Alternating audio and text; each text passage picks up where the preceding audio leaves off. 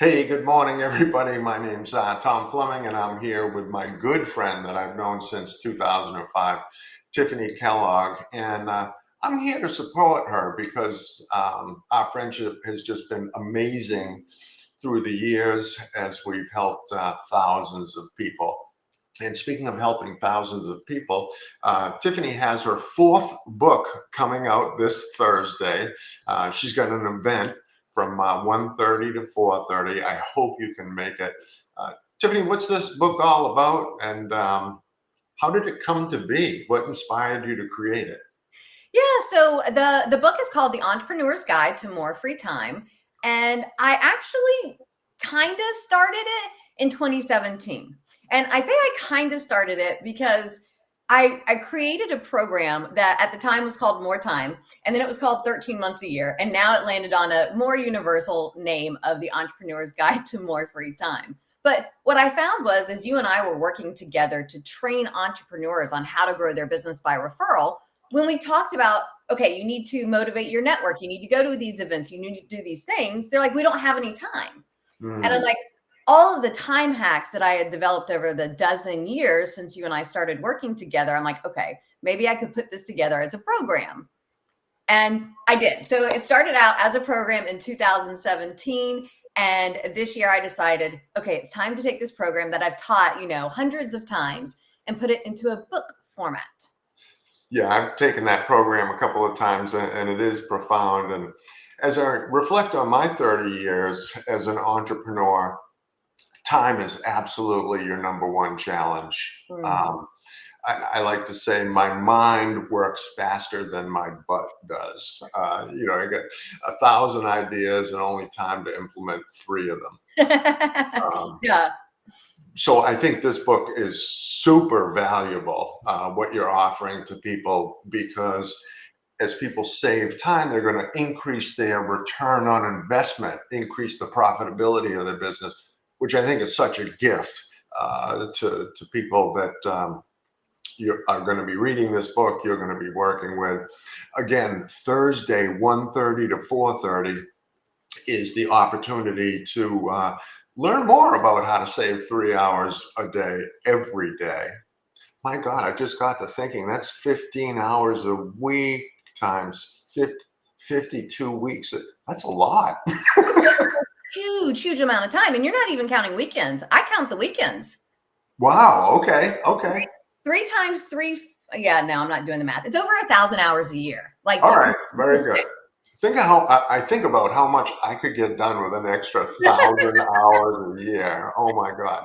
With the right direction, because sometimes time management is not about focusing on um, at the important things as it should be. Sometimes we do or get trapped into doing the urgent Mm. or the easy stuff, which one of the models of time management that's really intrigued me through the years is Stephen Covey's model of managing the urgent versus the important. I don't know if you have any thoughts on that model. It's always been something that I wanted to get better at implementing in my career, in my life. I love the urgent important matrix, and it's actually got its own little section in the book, led by a beaver. So, for those of you that don't know, my last name growing up, my name was actually Tiffany Beaver. And I joke, if I was a speaker before I got married, I would have kept the name. I'd be like, honey, I'm not taking your name, because I'm like, Tiffany Beaver would be such a great speaker's name. It would be my mascot on everything. But I'm Tiffanie Kellog. It's not the same as a cereal, whatnot. But so we have a beaver in the book. And this poor little beaver is working his tail off. Haha, that's funny. And doing all of the stuff and not having time to make things happen. And so he gets some work with me to use the urgent important matrix. And essentially, we take all the stuff that he does every day and we decide, is this urgent? Is this important? And so Mm, the matrix has four different quadrants, and you figure out, okay, where is it? And most people are in the wrong areas, focusing on the wrong things. And so you mentioned time management. It ain't about time, it's about priority. mm. An important matrix helps us focus on what the priority is and what really matters. And also getting other people to do some of the stuff too. I'm a big fan. There's one quadrant. I'm like, in quadrant 3, that's stuff you get other people to do. You should never do that at all. So it's all about, having that time, that 3 hours. I could spend 3 hours editing this video and, doing all the fancy stuff and all that. Or I can pay somebody on Upwork a few bucks to do it. Where is my time best spent? Nice. Yeah, delegating. That's a key success factor in business. Craziness. So another thing that I've thought about through the years is, how is time management impacted by technology, or how is technology impacting your time management? I'm a late adopter, as you know, when it comes to technology. And for many years, I kind of refused the whole cell phone thing. Yeah. People have 2, sometimes 3 email addresses. They've got maybe an office phone, then they've got their cell phone, texts, voicemails, this, that, the other, notifications. And then, oh my God, I forgot. They've got the Facebook platform, the LinkedIn platform, the Instagram platform. And I mean, you could literally spend half a day working to get through all that stuff, getting really not too much accomplished with respect to serving customers and making money. What do you believe in simplifying all that? All right, so I'm going to go back to the beaver, because that apparently is today's show is beaver themed, y'all. Because everybody talks like busy as a beaver, like it's a good thing. I think there's a difference between busyness and business. It's just the I to the Y. I mean, but people think I'm busy, I'm getting things done.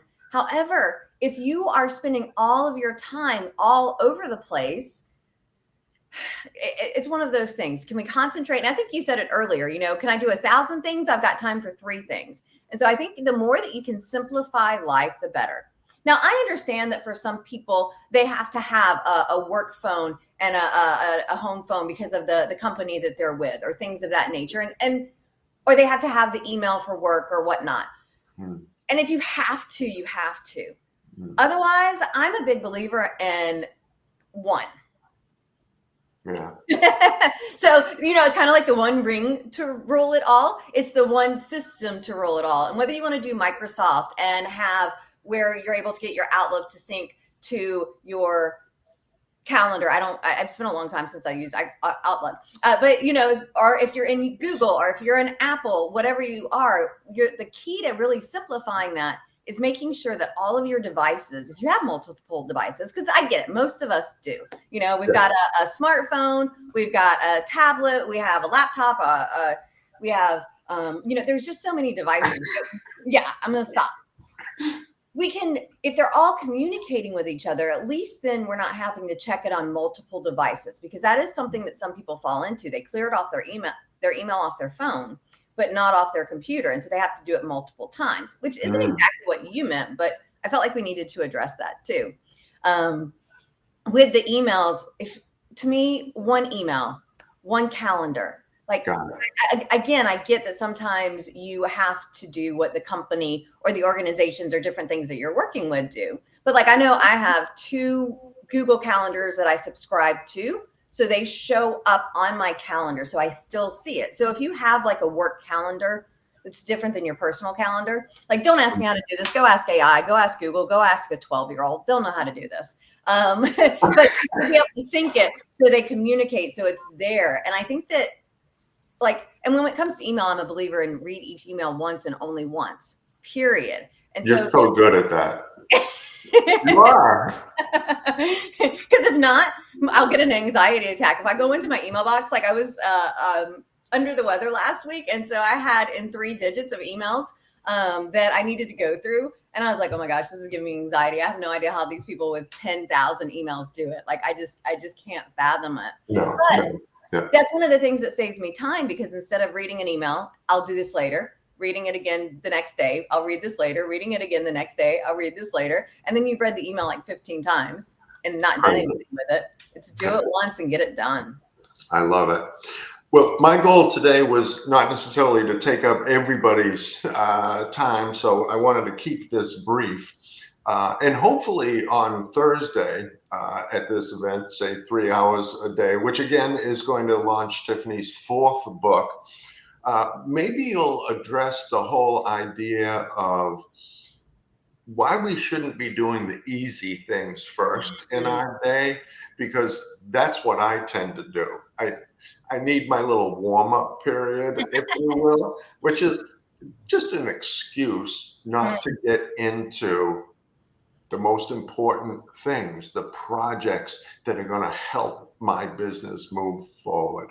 Yeah, Um, Tom, actually, in the book, I have a whole section on how to, y'all, this is super cool, how to figure out what you're going to do the day before. So you don't even have to think of it the day of, and you already have it prioritized in order. And there's only 6 things on the list for you to do. So you should be able to get it done every day. And so you have that accomplishment joy at the end of the day too. So we get really in depth on how to make that happen, Tom, in the book, which when you come to the event on Thursday, y'all, you get a copy of the book as well. oh, wow, that's awesome. Yeah. Wow. Yeah, but this is why I'm going to be there Thursday because, the mind's like a parachute. It only works if it's open. So, I have lots to learn, and from your wisdom, from your experience, and I hope tons of other people are there because, again, I believe a lot of what's holding us back in business is our ability to manage our time. Because if we could save 3 hours a week, 1,000 hours a year, think of what's possible. Yeah. What will it be like if I could reshuffle things and get another 1,000 hours a week in my year? Mind blowing. Totally. Like imagine. Yeah, it's just crazy to think about, and it's not hard. Sometimes people talk about, okay, here's how we're going to do it, and here's the $100,000 program and the 27,000 steps that it's going to take you to do, and all the people you have to. No, y'all, I'm going to give you 3 tips on Thursday that should get you those 3 hours just like that. Yeah, yeah. I'm all about impacting people's lives and people's vision for their business and their lives. And I think this is going to be really powerful for everyone. I'm excited to be there and have you touch other people's lives, including mine. Thanks so much. Thank you so much, Tom. Thanks all y'all out there in Facebook world.